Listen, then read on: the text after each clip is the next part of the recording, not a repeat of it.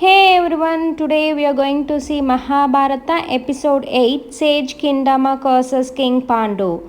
As Bhishma went in search of suitable alliances for two princes, soon Dhritarashtra was engaged with the beautiful princess Gandhari, the daughter of the king Gandhar. When Gandhari came to know of Dhritarashtra's blindness, she opted to be blindfolded for her life. She declared, I shall not enjoy anything by seeing, that my dear husband is deprived of seeing the world, let it be eyesight or anything else. Since that day, this devoted lady always tied a piece of cloth over her eyes and stayed with Dhritarashtra, such a good natured wife. Meanwhile, in the palace, Pandu was trained various arts by Guru Kripacharya. Also, Bhishma taught him in the fields of archery, politics, administrations, and religion, as he became a king of Hastinapur. Later, Pandu conquered the territories of the Sindhu kingdom, Kasi, Anga, Trigada, Kalinga, Magadha, etc., and thus re-established their supremacy over all the kings and increased the span of his empire. Pandu got married with two wives. One is Kundi, the adoptive daughter of Kundi Boja, and actual daughter of Shurasena. This Shurasena is none other. He is the father of Vasudeva and grandfather of Lord Krishna.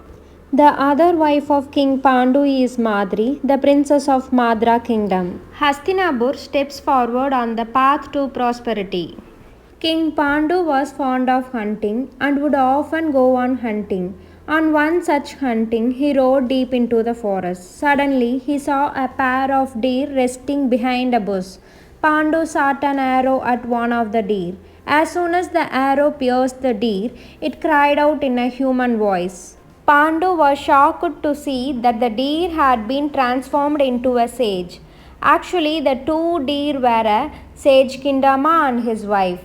They were resting in the quiet of the forest. Pandu realized his mistake and ran to help the sage Kindama, but it was too late. What wrong did I do for you? I was just resting with my wife. You have killed me for no reason, cried the sage Kindama. And then the sage cursed King Pandu. You shall die if you touch your wife or come closer to her. After hearing his curse, Pandu sank into depression. He returned to the palace with a heavy heart and a restless mind.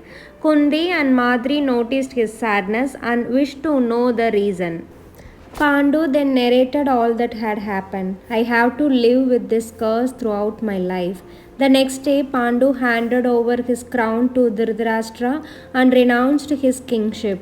I have no right to lead this royal life. I have sinned, he declared. Kunti and Madri also followed their husband's statement and renounced all their luxuries and comforts. The three left the palace and went to live in the forest.